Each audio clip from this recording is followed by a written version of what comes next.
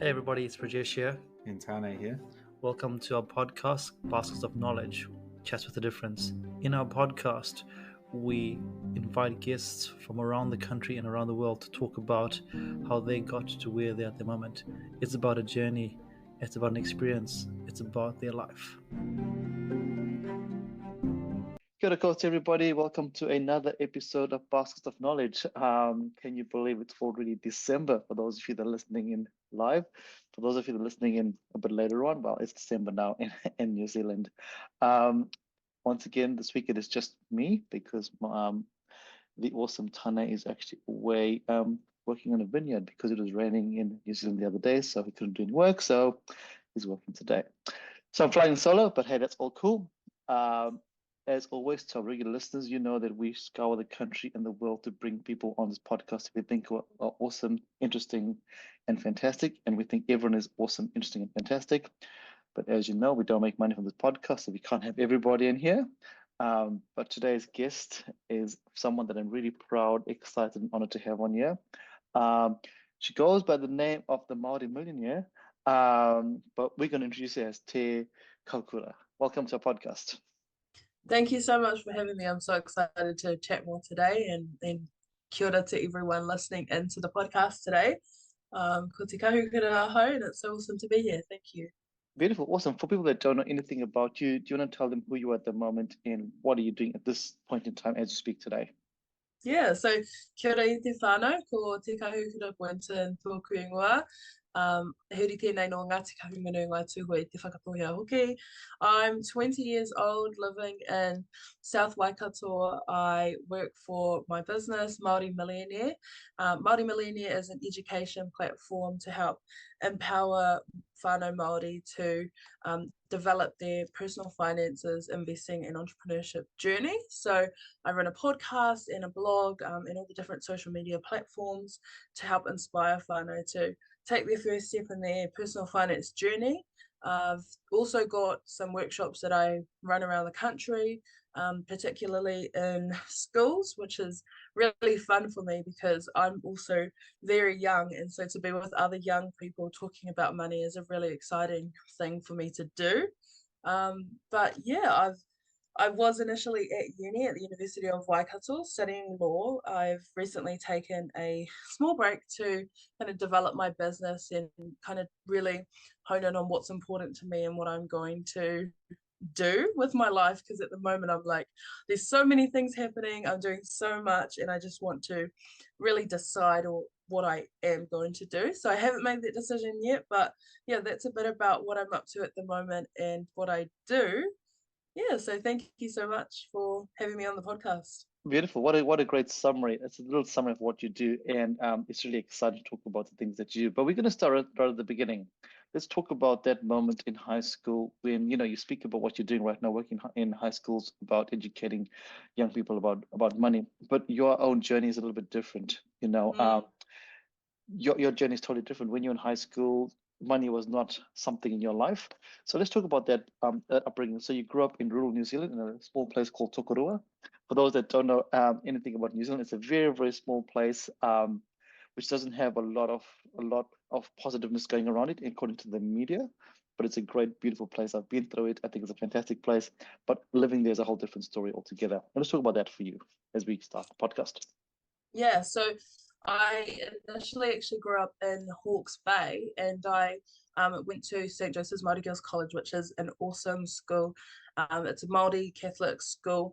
So we had kind of the best of both worlds, where we had really strong leadership and really high expectations, but the school was 100% Māori students. So I was in quite a rare situation where success was the expectation for these Māori students, which is very, very different to a lot of the other schools in New Zealand. But what happened was my grandfather passed away in 2019, and my mother and I decided that we were going to move to Tokorua to be closer to my grandmother. And so with that came a change of school for me. And so I went to a local school in Tokorua, and I was there for a while. And my first reaction of the school was a really big culture shock, because I had come from a school where success was the expectation for Māori students, and I went to a school where Māori students were falling through the cracks every single day.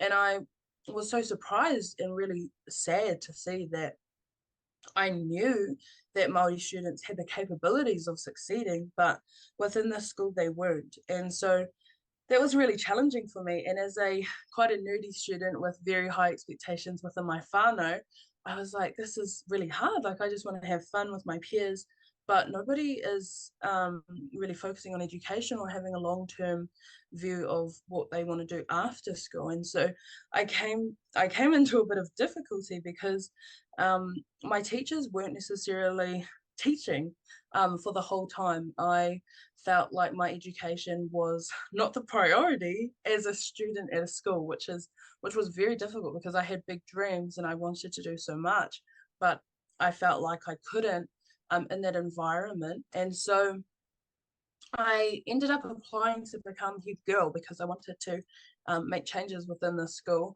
and really change the dial for Māori students and actually show our community that Māori students can succeed like I had seen at my initial school. And what happened was that I was unsuccessful in my bid to become head girl, but I did become deputy head girl. And what I did find was that each change I tried to make wasn't very well received. And I think I was young and I didn't really understand leadership or any of these types of things. And so I ended up giving up and I decided to leave school, and I decided that I was going to go to the University of Waikato to start my law degree. I thought I had continued to try to make changes and they weren't being received. And so I thought, no, I'm going to go away. I'm going to develop myself. I'm going to grow, and I can come back later to make changes. At the moment, they're not being received. It's not helpful. Nobody's really listening. And I felt like powerless. And so I thought, no, the best thing I can do right now is go away and grow and develop, and I can come back later. And so I drafted a letter from my principal to the University of Waikato saying, oh, Te Kahukura's got so much potential and she really needs to go to the University of Waikato. Yes, she has no university entrance. She has not finished high school, but she needs to go right now. And obviously, it was quite difficult for me because I was quite a tough student because I had such high expectations. And so my principal signed it. He said, yeah, Heidi, have a great day. And I left school and I came home that day and I said to my mum, Mum, I've signed out of high school. I'm not going back. And she was totally surprised and a bit unhappy actually. But And I can imagine. I can imagine. Yeah, and I guess as you said before, there was success, and Māori success was important for you and your family. And then boom, you say, "Hey, guess what? I'm leaving." Yeah. And so that was also not very well received, but I knew that it was important for me to leave and to be able to develop that. So I left and I went to the University of Waikato, and as quite a studious student, I should have had scholarships, but because I had left on those circumstances, I had nothing. So I had no money, I had no job, no car, literally nothing. I was a 17-year-old who made this really big life decision without real plans or strategies to really move through this situation. And so I sent a message out to my whole whānau and I said, hey guys, like I've kind of just dropped out of high school, but I want to go to uni. I have no money. I really need your guys' help. And my whole whānau came together. They all sent me putia so that I was able to move to uni. So I worked full time and I saved all of that money and I went to uni, and then they subsidized the difference. So I was very, very grateful for that. And that's a very privileged position. And I do want to acknowledge that. And so I was so grateful for that. But I did also feel so guilty that my whole whānau had put all this money in for me and my kind of reckless decisions to kind of just leave school like that. And I thought to myself, I can't ever do this again. This is so bad. Like, I can't just ask other people to pay for my mistakes for my whole life. So I said to myself, that is the one time and the last time I have to ask for money, and I'm not doing it again, because I felt so bad. And so I thought, what am I going to do? How am I going to fix this? So I started really developing my personal finance, investing, and entrepreneurship journey. And that's when I was able to finally find a job, which I saved most of my income. Then I found another job and I saved most of that income as well. Can we go back to that first job though? That first job was being a math was being a math tutor, right? And you love maths. You love maths so much, right? How did you navigate that? Yeah.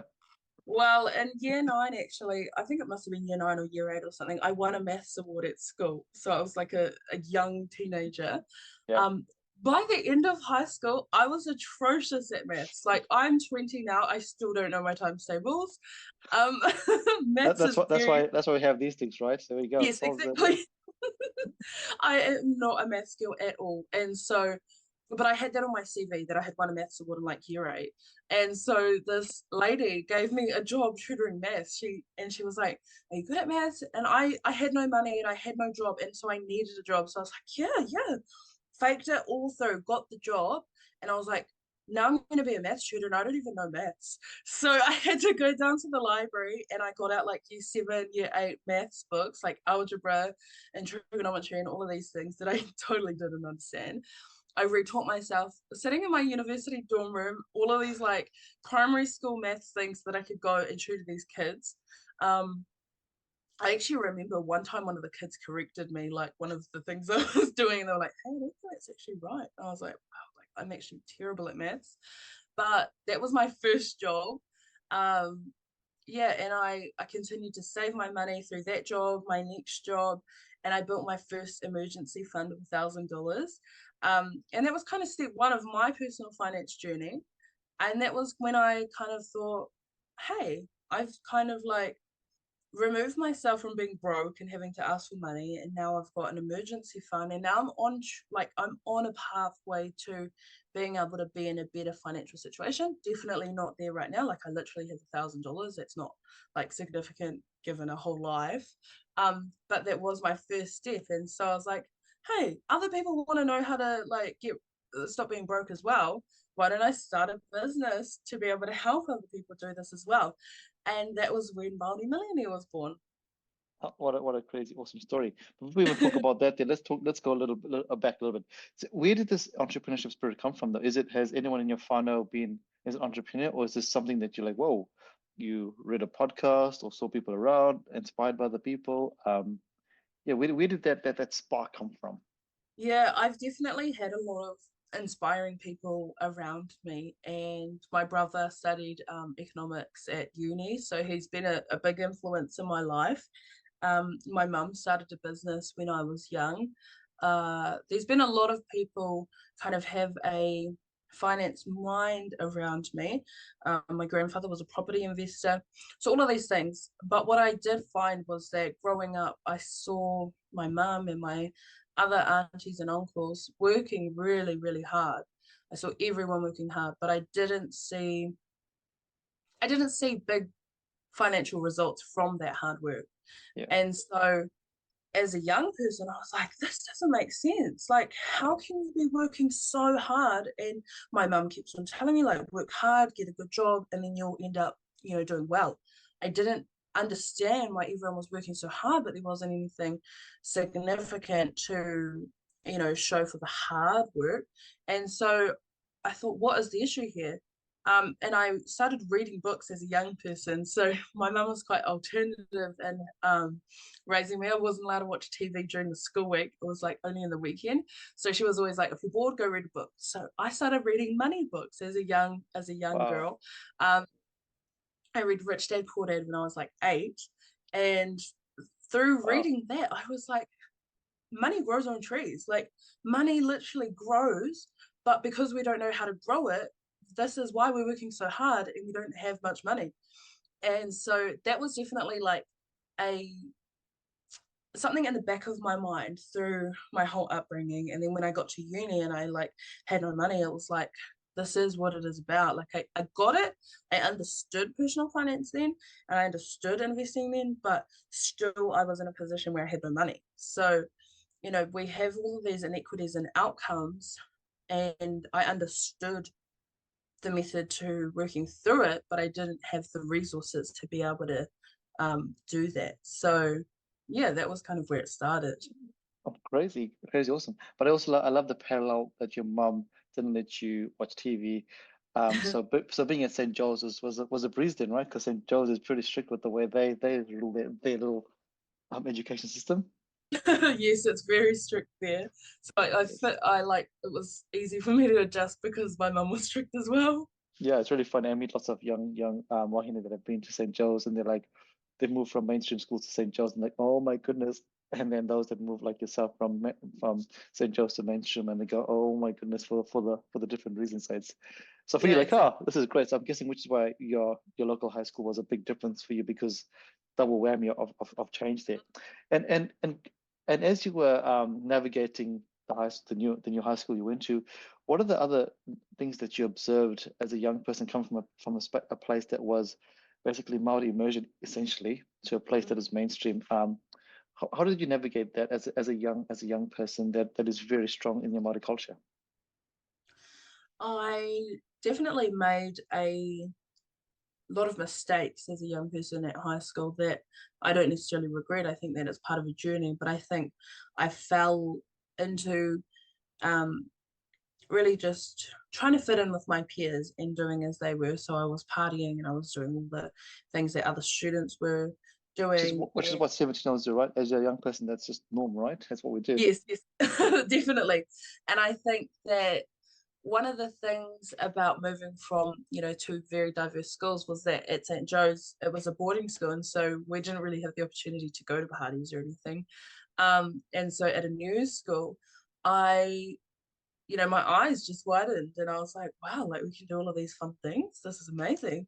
But what I soon realized was that it wasn't as amazing as I thought it was because um, it really contributed to a low mental health and not being able to be happy because like if every weekend I was at a party and I was drunk on a Friday night and I woke up hungover on a Saturday night and then I went to another party on Saturday night, hungover on a Sunday, and it was just my weekly routine at that point and I wasn't making good decisions. And so I soon realized that who I hung out with was very, very important. And that was a hard thing to navigate because every young person wants to have friends, every young person wants to be accepted, and being able to make a decision that goes against what most of your peers are doing can be really hard. Totally, totally. Mm, And human nature will thrive for connection. Will thrive for connection. yes. And sometimes when you are in a place where connection is socializing is the only way to connect, you do that there. But I love what you said because earlier this week I posted a quote on my Instagram, which basically talks about what you said. It says you can't possibly stay at 50 degrees if you hang out with people operating at 100 degrees. And that really stood out for me when I read about that because, as you said before, your circle influences who you are as a person, and whether we know it or not, it happens either willingly or subconsciously. And I guess for you, you enjoy going out, but it didn't sit with your values. Your values were Yes. different, but you were doing it just because you thought you had to do it. And it's Mm. hard, right? It's Because very that's what hard the cool kids were doing. that's right, exactly. And you're cool. You're like, I want to be a cool kid because you're moving into a new place, right? So that's pretty crazy. So you do all that there, and then you realize this is not your jam, this is your values. What made you decide that you want to do law? And let's think about that moment when you had that letter. There must have been, was there something that happened at school where you're like, oh, stuff this, I'm done, I'm out of here. I want to be a lawyer because I want to make change. Or were you just tired of school? Because for some people school is not their jam, but it sounds like school was your jam for you. But what is that? I mean, as a 17-year-old choosing to write that letter requires something to happen,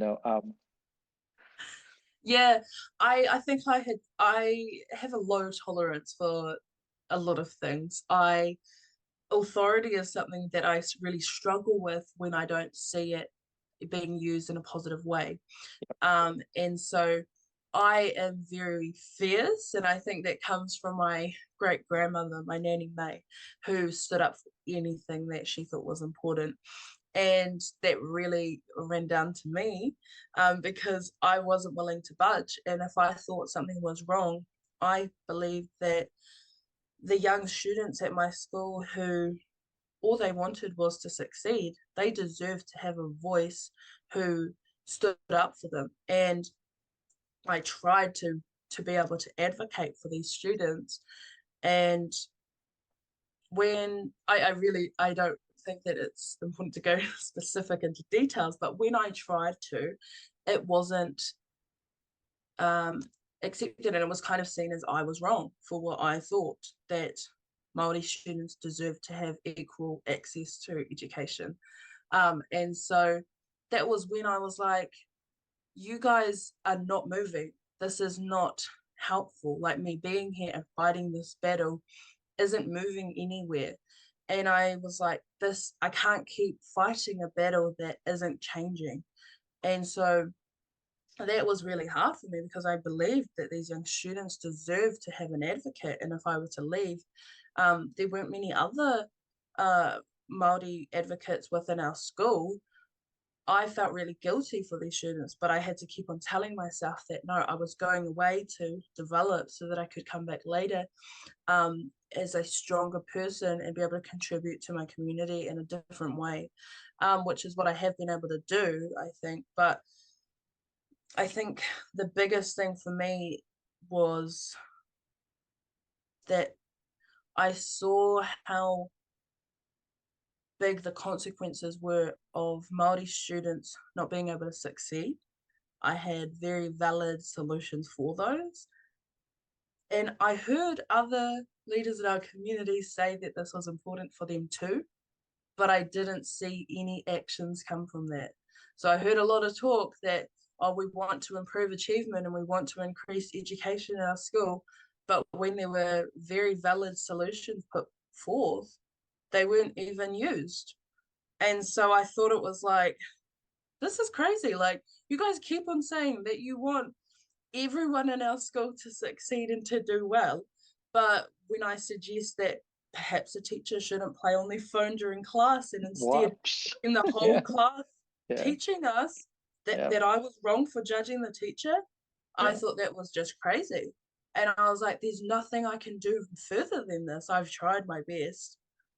So I think I was just really fed up. I was fed up with a system that continued to fail my people, and that was essentially it. So I decided to leave.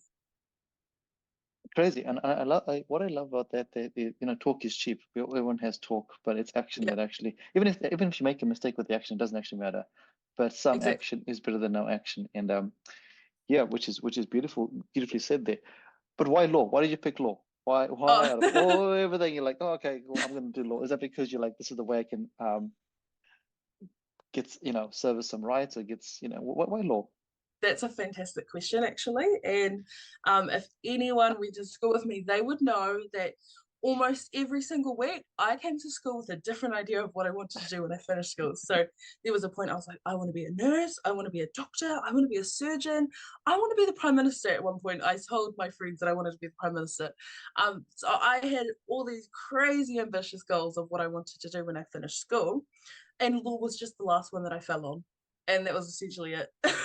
So literally my whole, like, the whole 12 and a bit years of me at school, I changed my mind all the time about what I wanted to do.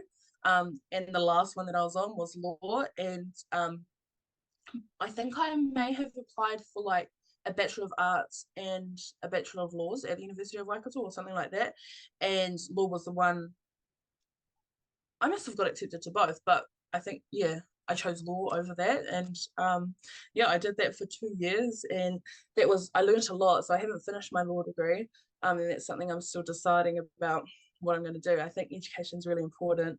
I'm just really in my sweet spot at the moment and really enjoying my mahi with Māori Millionaire. So yeah, I guess law itself is powerful, and I see power in education and being able to understand legal systems, because this is what binds our country. And especially now with the political climate, I think it's important that we have representation with our lawyers. And when we have Māori lawyers being able to help these situations, I think that's very, very important. Um, yeah, I think law still is very important. I really enjoyed my time studying law. It was very interesting. I think one of the things I didn't like about law was that we were, taught a lot of stuff like, this is what's supposed to happen. And in my mind, I'm like, that's not what actually happens. So why are you telling me this? Like, it didn't make sense to Yeah. me. But I think the time that I did spend at law school, I really did enjoy. It was really interesting.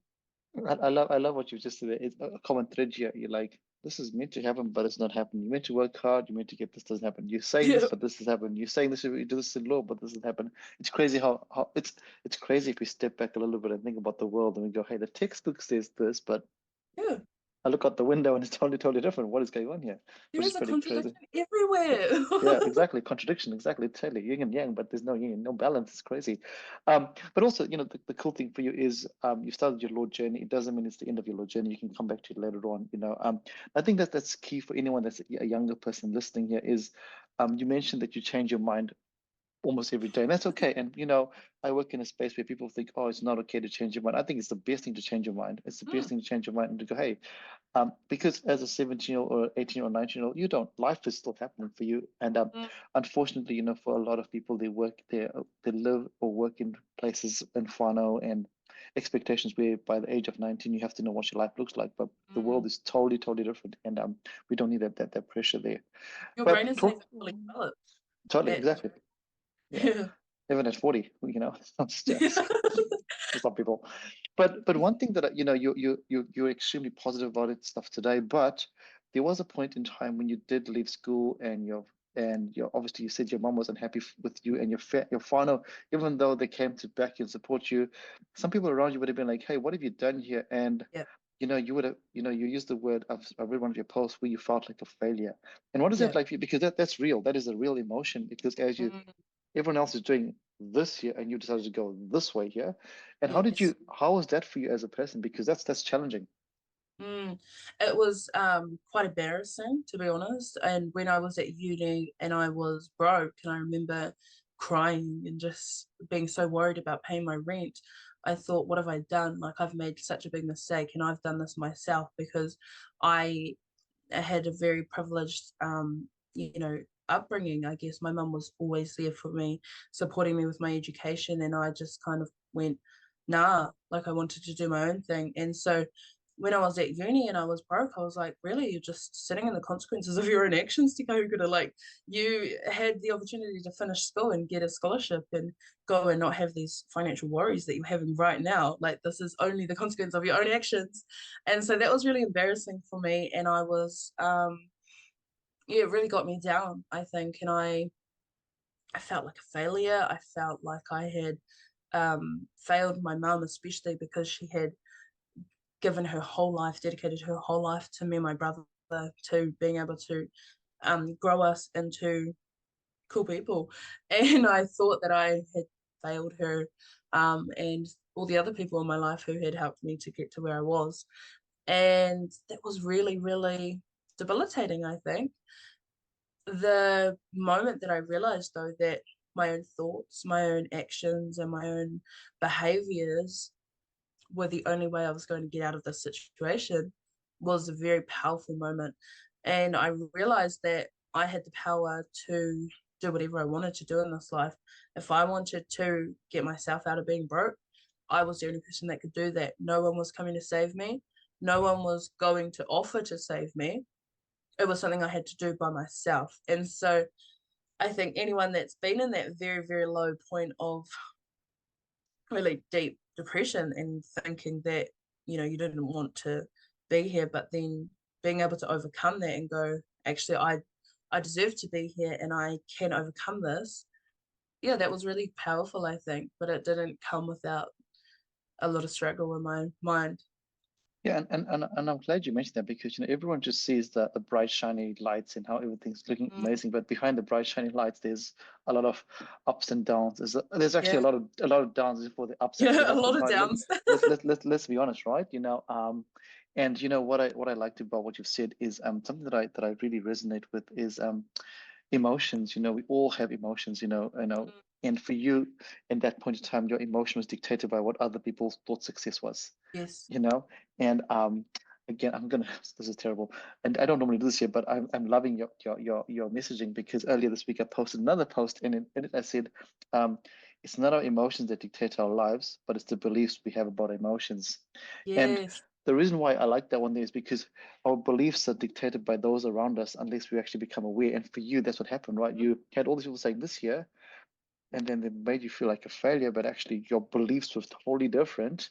Yeah. But the emotions affected. So it's really, really beautiful that you've done that there. But it's a journey, it's a journey. And sometimes for some people, for some of us, and well, let's be honest, the feeling of failure just takes over, and this Yes. is it, and it just wraps them down, which is why I think, the stuff that you're doing is pretty awesome, and the stuff that people in the space are doing, where we shift a reframe of what Mm, actually failure is. Not actual failure, it's just mm. your first chance at not doing something right. It's a first Yeah. attempt, but it's hard. We talk about it, it's easy, but when someone has done some feels like failure, it's not going to be overnight. It's going to take some time. And that's your story as well. You didn't overnight go, hey, cool, I've started saving money now. I'm going to be a millionaire in 2 weeks' time. No, No. your journey is quite a journey, isn't it? Yes. Yeah. You started with being broke. You started with being broke. You had no money, and then as you said before, you saved up $1,000. And then, what is that light bulb moment for you? Because I mean, let's just be honest. Most people in the world, they save $1,000. They go, cool, this is it. I'm this is my lane. I'm all cool. I'm happy. What is it about that made you go, actually, wait, I want to teach other people, specifically Maori, that hey, this can be done? What is it for you that because you're 17 or 18. I mean, this is quite an adult's decision to make. Adult, I put in quotation marks. Yeah, I guess I've always kind of been behaved like I was older than I am, and I think that comes from a lot of the education I've been able to have as a young person and reading books and stuff. So if I was reading books written by 30-year-olds as an 8-year-old, those were the minds I was surrounding myself by. So as an 18-year-old, I was making maybe like 28-year-old decisions, Yes. and that sense, like starting a business to help people. But that was only because I was able to surround myself by those ideas and concepts as a young person. But I think the important part of financial literacy, which really inspires me, is that with money we can, well, money is power essentially, and so predominantly in New Zealand, Pākehā have a lot of money, and that is used as power. So within the legal system, what I saw was that if you had more money, you could have better court outcomes. So those without money who have to have their files on legal aid will have less successful outcomes. That was just one example, but then we also look at health, which is something that I've struggled with my whole life. And so with health, if you have no money, you can't see a doctor. But also with poverty mindset, you may not want to spend money by visiting a doctor because investing in your health might not be important. And that was something I definitely went through, was neglecting my health. And I've only recently been able to overcome that and start investing in my hauora as a idea that I want to live forever or as long as I can. Yeah. But I think the important key like message in that is that money can change our lives, and I think proportionately Maori are suffering all of the negative statistics in Aotearoa. We have higher suicide rates, we have higher homelessness, we have more Maori in the prison system than any other race in the, actually Maori are the most incarcerated peoples in the whole entire world. And so all of these things I think would be greatly influenced if we had some money. Like seriously, if we had putia to be able to reduce our stress. How many billionaires go to a dairy to rob them for some bread and some milk and some butter? None. It's that comes from poverty, and a lot of crime comes from poverty. And so I think that it's all well and good for people to say, oh, you guys can, if you do the crime, you do the time. That's all good, but that actually doesn't go into the questions around why do Māori commit crime. And I think that's the big thing that people miss out a lot on, is actually looking for the actual causes of the issues we're suffering from today. And what it is that 180 years ago, our land was stolen from us. Now we have less assets than any other race in Aotearoa. Most Māori don't own a home. Most Māori struggle to pay rent. And now we have less, where Pākehā came here and stole land, and now they have these ginormous empires down from that stolen land. and Māori don't get to have that. We have less health outcomes and all these things. And so I think the key thing to be able to improve those inequities is by providing financial literacy to whānau Māori so that we can have more money, we can make better financial decisions, and then that will help us to improve our whole lives. Like we can have better education, which will help with all of the other things like crime. We can have more resources. We won't be worrying about putia, which contributes to stress and making poor decisions and having more addictions, which it all works in a cycle. And I think the one big thing you can do to stop that cycle is provide people with the ability to sustain their lives for the rest of their lives. And I think that's a basic human right that we should all have, but not everyone does. And that's so true, which again goes back to what you said right at the start when you're like, hey, people are working hard, but you're working for 8 hours a day, but you go, wait a minute, this is not what is going on here. This is quite crazy.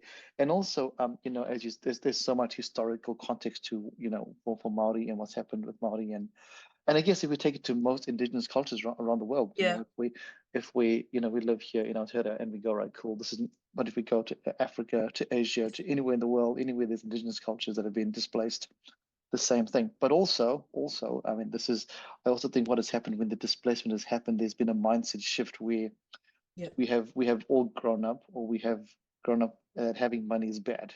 If you are rich, you are a bad person.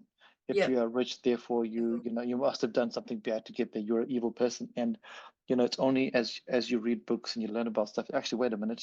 Having money doesn't mean you're a bad person. Having money actually means you're able to do good. When you think about when I started my journey as well, and I had this mindset as well. I was like, oh, being rich, what the hell? Those are bad people, terrible people. They would have done some crazy things to get there. But as we went on, I realized, actually, wait a minute. For me to help people, I have to have money. You have to have money to help people. If you have no money, you can't help anybody, right? So, you think about all those people that try and help people is because they have that extra money that they can help people. And you go, wait a minute, if you want to be in that space there, you can either, number one, empower people to do it themselves, or empower yourself so you can do that there. So, your korero there was just really beautiful, because it is true. We all go through that there. We all go through, hey, the mindset. And I think the mindset is the biggest thing. I'm listening to a podcast right now with Stephen Bartlett to see the latest one that he speaks about how the latest one is talking about how some people have money but they don't save money. Some people believe that they shouldn't have money, and some people are always savers. And it's pretty crazy how we all fall into different categories there, which is beautiful. It's the world is a crazy place, but you need people to empower you, but also you need people that have come from the same story. There's no point me going to a young Māori person going, hey, blah blah blah, blah, blah, get out of here, right? And the same way, there's no point you going to speak to a young Pākehā and go, hey, this is, because they can't relate. The relation is not there. No. So it's pretty awesome that you're doing that there. I want to ask you a question though. Why did you choose the name Māori Millionaire? That's a pretty cool, funky name. Where did that name come from? I get that question all the time, and actually, I have a book here. Do you have a stock standard answer? You're like, oh, here we go. Well, we have Tony Robbins here. Yes. Money, Master the Game, 7 simple steps to financial freedom. I'm reading this book at the moment. Absolutely love it. I've read so many different personal finance books, and I love them all. They're all amazing. They spit some amazing information through them, and I really, really love them all, like, so much. However, it is I love a good however. Yes, it was very hard as a young Māori girl to see myself within those books, because they were written by Pākehā men and middle-aged men, and I don't even think at that time I knew any Pākehā middle-aged men. Have we cut out? No, you're here. You're still here. Oh, there we go. Sorry. I don't even think that I knew any Pākehā middle-aged men when I was young. And so I was like, how do these books don't relate to me? They're not written for me. They're written for other people like these people. And so I was like, I need to make something that makes Māori girls or boys, like I was when I was a kid, go, I can do that. I want to make money. I want to be a Māori millionaire. And I think that joining these two worlds is very, very different. and I've had a lot of hate from a lot of Māori who have said that becoming a millionaire is anti-whakaaro Māori. So it's, like a Western philosophy and a colonizer philosophy to want to become a millionaire. But I wanted to change the narrative and actually go, we can create wealth. We can also do it by um, merging our culture and these financial concepts together and being able to create good for our people. Because I think that if Māori have money, imagine if we had so many Māori millionaires. Imagine our marae. Imagine if we all contributed to our marae, to growing our marae and actually, upgrading the wharepaku and all of these things. Like, if we had money, we would be able to do better for our iwi. And I think that's the concept that many people don't understand before they judge Māori millionaire without actually getting to know it or understand it. So I think, yeah, I've read all of these books with Pākehā middle-aged men talking about money, and I just wanted to see something that was more relatable, that was something inspiring for other Māori kids to actually look at and go, hey, I want to do that. I want to be a millionaire as well, just like Māori Millionaire. Beautiful. And who's your person though? I mean, at the moment you've said you've read all these books here, but you've also got mentors that are out there helping you and supporting you and backing you. And I mean, I know it's like choosing your favorite child at the moment, but if there's one person that just stands out for you, because we all this is something that I've realized everyone needs a mentor. Even mentors need mentors or coaches. And if there's someone that you've gone, hey, this person has really just changed the way I look at things, would that be someone that you want to put a shout out to? Yeah, probably Simran Kaur from Girls That Invest. She started Girls That Invest. She's from New Zealand, Yes. and she was actually living in Hamilton, I think, at some point. And I've always seen her as, like, now she is worldwide, like the whole world knows about her. She is doing so much stuff. She's crushing it. Like, she was looking at NASDAQ. She's talked at like Shopify. She's talked at all of these amazing events. She's done a TED talk. She's like a bestseller book, Girls That Invest. She's got amazing course. And I'm just like, you've lived in the same town that I lived in? Like, this is amazing. And I just, like, I'm super inspired by her. And I think that as another Indigenous woman, she is absolutely killing it in the space that she works in. And I just said that, like, well, like, one day I wish I could be as cool as you, Sim. Like, you're amazing. So yeah, Sim is, like, without, I've never told her this. We have talked and we've met at different events, but she's definitely been a big inspiration for me within my business. And I've seen her be able to crush it with women internationally. And I'm like, I want to do this with Māori locally. And so I absolutely love all of her work and would love to give her a shout out because she's amazing. Yeah. She is pretty amazing. And I'm so glad we have you on today, because I'll tell you a crazy story. We invited Sim to be on our podcast 2 years ago, and she said yes, she'll jump online and jump on a podcast, but we had to book it in advance.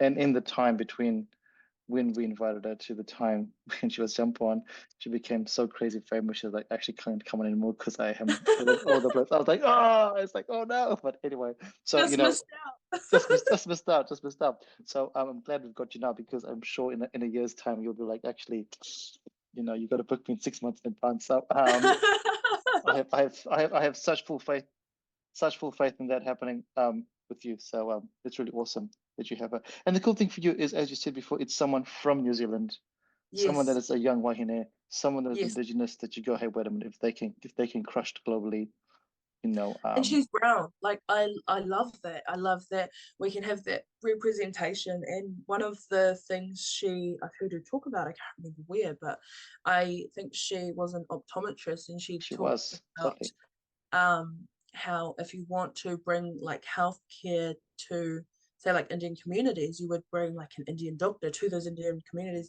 and then they would come in. And I loved that concept. Like, and it's not a new concept, but it's one that I had never really thought about. Like, if we want to bring financial literacy to Māori communities, we need a Māori person to bring it there, and then Māori will come. exactly what you were saying earlier on in the podcast. We can't have, me going into your Pākehā communities and trying to spread awareness about financial literacy. It just wouldn't work. So Yeah. we need representation, and that's something that she's always pushed, and it's definitely something that I agree with, and something that is just super important, and I wish there was more of.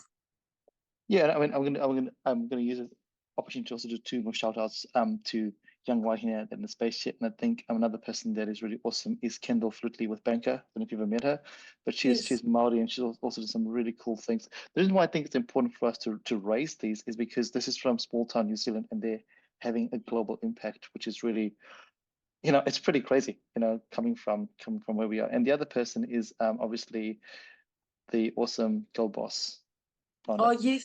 Yep. Yes. Who Totally. has just changed the whole way the world looks at, especially in New Zealand, the ripple effect is just massive. And I'm doing the shout out here because I can see you in that space, and even if you might not see that yourself as that space, or when I look at your post and I look at the stuff that you share out there, the impact that you have is pretty awesome. But what you said earlier on is the ripple effect. The ripple effect is Mm. not the one Maori young person. It's the ripple effect into their whānau, into their Yes. iwi, into their marae, into their where their whakapapa to is. That's where the big difference happens. So Mm-hmm. I hope you realize that, and this is just a bit of a fan person moment to say that to you, to share that with you. But I want to shift a little bit because you've spoken about Māori Millionaire, but in your last little chat there, you spoke about health. Mm. If we look at the model that we love using here in New Zealand, the Te Whare Tapa, I was like, the Te Whare Tapa Wha model about well-being and mental health and all that kind of stuff there, you could be crushing your business, but if your health, as you mentioned before, is not ideal, then what's the point? And you've, Exactly. you've you've started doing some pretty cool things at the moment to work on your health. Do you want to share that with our listeners about the walking? The walking, how was that for you? How's that been for you?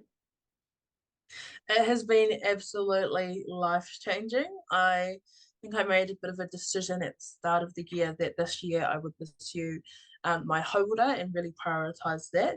And it took me most of the year to fully commit to that. And I think I'm on day 27 today of walking every single day. So I have walked most days this year. There were periods where I would, not go for a few days. But 27 days ago, I decided I will commit from now that every single day I will walk in the morning. And I will do what I call a millionaire morning routine, which involves doing my reading, doing my journaling, going on a walk, drinking water, making sure that I'm in the sun, which came from Andrew Huberman actually, who spoke about being in sunlight for the first 90 minutes of the day, delaying your coffee, and these things helping with your circadian rhythm. And so yeah, this is my millionaire morning routine, and it is something so important to me right now because it's something that I can do for the rest of my life. Like, and that's something I've definitely struggled with in the past, where I have done all of the crash diets. I've done the juice fast, I have done the no carb thing, I have done the keto thing, I've done it all, and none of it worked because it wasn't sustainable. So yes, I lost weight at one point. I remember I was like 14. I lost so much weight, and I ended up in hospital because I lost weight so Wow. fast. Yeah. I've done it all, like really. And what I noticed was my weight just kept on going up and up and up and up. And as a business owner, as a uni student, and I also work part time in a law firm, I could not keep up because my weight was so high. My body was trying so hard just to keep me living. I couldn't keep up with the work that I wanted to do. So that was my first actual motivation to get started with my hauora journey. From there, it did change, and it grew into something more than that because hauora is so important for more than just being able to work. And I understand that now, but I didn't at the start. Um, so one of the things that I've realized is that exactly that, the te whare tapa whā model, when your hauora isn't right, you don't have the energy to do your job. You don't have the motivation to get out of bed in the morning and all those things. So it really is a holistic thing that we need to do. And so my Millionaire Morning routine kind of involves a bit of all of it. You know, I'm doing my journaling to unpack what's going on in my mind. I'm doing my reading to learn new things and inspire my mind and keep me motivated. I'm doing my hikoi to manage my physical health, do that. I also include a healthy breakfast, which I'm not that good at the moment, but I'm definitely working on. I told my brother the other day, I was like, I only eat 2 pieces of toast now. Like I used to literally eat like eight. And he was like, what? You ate 8 pieces of toast? And I was like, yeah, I thought that was normal. I'm joking about it, but it's a serious issue. Yeah. I think so many of us actually in Māori communities suffer from is eating a lot of bad kai. And so I've had to really rewire my brain to appreciate different types of foods and eating vegetables, which is something that I didn't actually really enjoy before. I love them now, but being just more mindful about food as fuel and how I behave and how I act contributes to how my business performs and how I behave within my whānau and how my relationships are. So really prioritizing hauora has been life-changing for me. And it's something that I wish I learned sooner, but I'm so grateful that I have been able to really change and grow through that. And it's something that I do push within my brand of Māori Millionaire, which some people get confused. I'm like, isn't this a finance blog? I'm like, it's so much more than this. Like, everything is so interrelated. It has to be everything. It's about what we eat. It's about what we listen to, about who we hang out with. How is our health? How are our money decisions? What's our money mindset like? All of this goes, works one and all in the same way. So we need to be holistic in that, exactly like Te Whare Tapawha tells us to. So thank you, Sue Mason Jury, for giving us this amazing tool. I love it. It's such a beautiful tool, and it's so crazy because when one of the pillars is not okay, the father just Yes, crumbles. crumbles. But we don't know that, right? And I love what you said there because we all live in our norms. For you, your norm was 8 pieces of toast a day. That was your norm, and there was nothing in the world that was different, right? And we all live in our norms. All right, cool. Maybe having a Coke for breakfast or a V or a Monster for energy is all our norm until something or someone comes in and changes that for you. Mm, And it's really funny because in the space that I work in, everyone in the coaching space I work in, I don't even talk about coaching. I talk about all these other things. They just speak about, water, journaling, blah, blah, blah, blah, blah. And they're like, but why are you talking about that? I want to have a solution to whatever my problem is. But it's like, yeah, but wait a minute. Your problem this is is the solution. your problem is here. This is the solutions out here. It's got to be everything.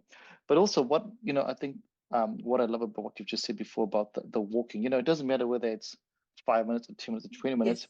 The analogy with finance is exactly the same. The rule of compounding interest, right? So, when you invest, whether it's $1 mm, or $5, the compounding interest is amazing. The same thing with walking. yep, Whether you walk yes, 5 minutes a day and you walk 6 minutes the next day, just that one extra minute a day is the yeah, compounding interest. And even though you said you wish you knew before, it doesn't actually matter because as long as you get started, that's all that matters. yes. And I think that's the analogy with finance as well. People go, oh, I'm already 50 or I'm already 60 or I'm only 21 or whatever. It doesn't Doesn't actually matter. matter. Yeah, Start. you got to get started. Yeah. Yeah, which is crazy cool. Let's go back to Māori Millionaire. So tell us what this journey has been like for you. I mean, yesterday Spotify rap came out. We all love that time of the year when we're like, but as a podcast, it's a little bit different because you see things from a different light. You don't really care about the top artists. You're like, actually, what is my podcast doing? And what's that like for you as you step back and look at data? Because data doesn't lie. Yeah, Well, I it can lie, right? But we're gonna say it's not gonna lie today. yeah, I really enjoyed that Spotify Wrapped coming out because I was able to see just how many people actually enjoyed listening to my podcast episodes. And you would know as a podcaster that it's a lot of time, it's a lot of effort to be able to arrange these meetings. Like for those listening in today, like we're having a hui on Saturday morning. Like these are the things that people don't understand. And like I have family over at the moment. They're like, "Why are you going to a meeting on a Saturday?" And I'm like, "No, I have to record a podcast with someone." So these are the things that we do as business owners, and I think when the Spotify Wrapped came out, it was like cool. There was like something I could see, a real tangible effect of all of those late nights, all of those weekend recordings, you know, all of those types of things, and being able to actually see the influence it's had. And after posting that, so many more people have sent me messages just really saying how much they love my podcast episodes. So one girl messaged me and said that a day after I posted my first day of my Millionaire Morning routine, she started hers. So she's like a 1 day behind me. And every single morning, she listens to one of my podcast episodes on her walk. And it just touched my heart. And I was like, okay, I need to actually like make more podcast episodes for her, because there's only about like 65 at the moment. She's going to run out on day 65. But it's really beautiful being able to see how these little podcast episodes that I record by myself, which I initially started in one of my dorm rooms at uni, is able to, I think there was like almost 1,000 people had put Māori Millionaire as their top 10 podcasts, and that's insane. Like every single day I think like I don't think like this, but like I'm a 20-year-old with like no real qualifications in life. Like I'm just like a normal 20-year-old doing my thing. And for so many people to like have such a positive response to this, it really just makes me go, this is so amazing. And I love my work, I love my job, and I love like every single day of being able to run this business and grow it is everything I've ever dreamed of as a young person. I grew up wanting to be a podcaster and wanting to be a YouTuber and wanting to do all of this stuff. And now as a 20-year-old, I get to live my dream. And it's the most amazing thing. But it is, you know, I'm really, really grateful for all the people who listen to my podcast and who like my posts on Instagram, because these are the people that allow me to do what I do. And I'm just so grateful that I'm in this position to be able to do a role that I just love wholeheartedly. And I think it goes back to what we said before. You know, dreams are free. We all have dreams, but actions make the dreams become a reality. So, you know, you wanted to be a podcaster. You could have wanted that forever and ever, not done anything about it, but you have done something about it. So that's really awesome. But also, I keep talking about the ripple effect. You know, whether it's one podcast or 65 podcasts, whatever a person listens to, the ripple effect is just, we don't know. It's untangible. You can't quantify it, you know. Even though I said before data doesn't lie, but sometimes data doesn't show the actual ripple effect that happens with the one conversation. So that's really, really beautiful. We have been talking for almost an hour, which is pretty cool. And I know you've got other things to do. There's so much we can delve into. And before I want to ask him to delve into what's next for Māori Millionaire? What's your, okay, I'm not done without giving away too many secret surprises. In the next, like in 2020, 24, you know, you've put uni on hold for now, which is awesome. And what are you thinking 2024 is bringing at this point in time? And that can obviously change. I wish the biggest thing that's coming out next year is my most exciting thing. And I'm so sad that I'm not allowed to tell anyone about it. And it's like so hard for me because I love talking and I love talking about things. I never noticed that. What are you talking about? You're so quiet. What are you saying? So sly. Wow. There's a very exciting thing coming out next year for our Māori Millionaire community, which I'm so excited to tell everyone about. But that certain thing can't be talked about at this point in time. We love top secrets. We love secrets. It's a mystery. This is great. We love mysteries. Yes. So we'll be able to tune in this time next year, and it'll be out available for people. And so that's one really big thing that's going to be coming. I actually start a new course like next week, which is my Warren of Finance course, which teaches whānau all about the basics to their personal finance journey and budgeting and things. So next year, I'm really hoping to grow this course and expand it and have it available to so many different people. We have a range of people within our cohort for this class, starting next week. Like our youngest person is 13. Oh, wow. We have Māori, we have non-Māori in our class. Like it's an amazing diverse group of people within my class, and I'm so excited about that, and I'm excited about expanding that next year. Excited about our top secret thing coming out. But yeah, other than that, I'm really just trying to grow this business and make it really accessible for Māori all over Aotearoa and other Indigenous communities too. I thought at the start, like 6 months into my business journey, like, do I need to rebrand? Should I change this to like Indigenous Millionaire and like turn it into a global thing? And I was like, and I decided against it. And now I'm like, no, this is who I am. Like, this is Yes. what I'm growing into, Māori Millionaire. But it would be awesome to eventually. I think at the moment I want to really nail helping Māori, and eventually maybe, in a few years expand globally. That would be a really cool dream to pursue, because Indigenous communities, like you said earlier, suffer from the same stuff all over the world. And so I think a lot of Indigenous solutions to these problems should be shared globally. But at the moment I really want to grow myself, and yeah, I'm young, and there's so many things that I want to work on, so many areas of my life that need to be improved on. I'm just really excited for this journey of a life full of a career doing the thing that I love doing.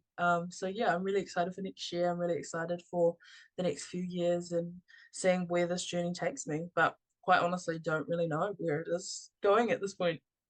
I love that because, if I said to you 4 years ago, 5 years ago, you'd be doing this, you're like, get out of here, get out of here. What are you talking about? So it's really, really awesome. It's always a trick question about what's the goals for the next year, because we all have goals, but those goals will change. But it's always good to have a goal. It's always good to have a goal of some sorts. Right, so we come to the best part of this. Well, everything's the best. Everything's good in this podcast. You've said some amazing things, but we're going to ask you what we think is the hardest question or the most fun question. Our podcast is called Parcels of Knowledge, and every week we ask our guests to share a piece of knowledge that our listeners and myself and Tane could put into their kete or their basket from your world. Is any piece of knowledge that you'd like to share? This could be, we'll give you two. You can share two. It could be from your business world, it could be from your personal life, whatever you think would be useful. I think the biggest one for me is about being able to have the courage to do things that others may not agree with and others may not support, and then having the confidence to execute that. So with my journey of leaving school early, it was not, well accepted with a lot of people, but being able to actually stay with that journey and go, no, this is what I wanted to do and this was important for me, following through on that and then developing that and doing it regardless of what other people thought, was essentially what got me to where I am today. And when I was like 14, like I said, I wanted to start a podcast. At that time, I remember telling my friends, and they were like, no, that's weird. Like, don't do that. That's not cool. And so I listened to them.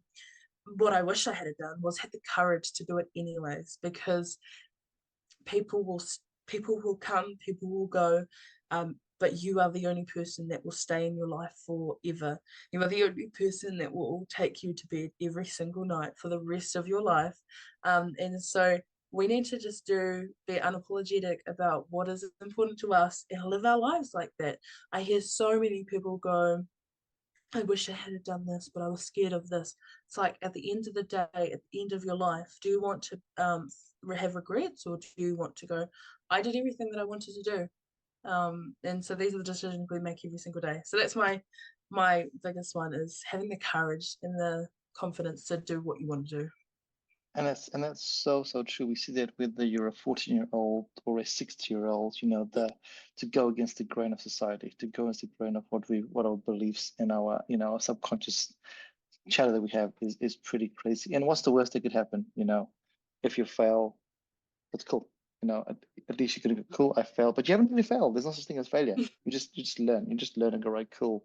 Which is why the word fail is such a crazy word. Yeah. I like to use the word fail as first attempt at internal learning. Yes, that's amazing. I love that. Yeah. So yeah, because it's all our internal chatter, right? Internal chatter is the way we go. Any last words before we wrap up? I mean, I could keep talking to you forever and ever and ever, but you've got to live your life, and I've got to wrap up. But any last words for our listeners out there? I think just thank you all for taking the time out of your day to listen to me ramble on today. I've enjoyed my time here, and I hope you guys will find value in this. My podcast is Māori Millionaire podcast. If you guys want to go and listen to a few of my episodes, I would really appreciate that. And then, of course, I'm on all the different social media platforms. I love TikTok, I love Instagram, and then I'm on Facebook for all the oldies. So yeah, come and follow me on whatever platform is best suited for you. And yeah, I really enjoyed being on your podcast today. So thank you so much. No worries. And for our listeners out there, we will put all of these in the show notes so you can find all of the amazing social media channels, the one that suits you, whether you're a Facebook or a TikToker. Hey, we'll find it. It'll be in the show notes below. So have a look out for that there. And if you have not found anything useful or any pieces of wisdom here today, it's because you haven't listened to this podcast. So go back and listen again, because I promise you, you are going to find something that is going to just blow your mind. Thank you so much for jumping on today. My mind has been blown. I have, like I said to you, I've followed your journey on LinkedIn. I've seen all your posts, but actually speaking to you in person is a whole different ball game altogether. Your passion comes through so clearly. The drive that you have to uplift Māori, but not just Māori, but also yourself, because like you said before, you're the only one that goes to bed and wakes up every day. And if you don't do that, then you can't live the passion for other people. So it's really beautiful that's come through. I appreciate your time. I appreciate you as a human being, and I can't wait to see what this amazing top secret reveal is going to be next year. So we're pretty excited. For listeners out there, thank you for jumping on again. For regular listeners, we love you. We really appreciate you. For new listeners, hopefully you found this useful. If you're new, please feel free to jump onto other podcasts. I promise you, they're all very different, but each one of them is a bit of a gem. That's me being a bit biased, but anyway, I think they're all a bit of a gem. Till next time, ka kite, stay safe, and don't forget to put something into your basket of knowledge. Bye, everybody.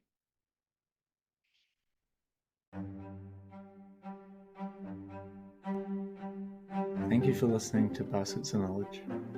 Yeah, we hope that you found something useful to put into your basket of knowledge. And as we said before, remember to put something little into your baskets of knowledge every week. And as always, feel free to like, comment, and share this podcast. Thanks, everybody. Bye.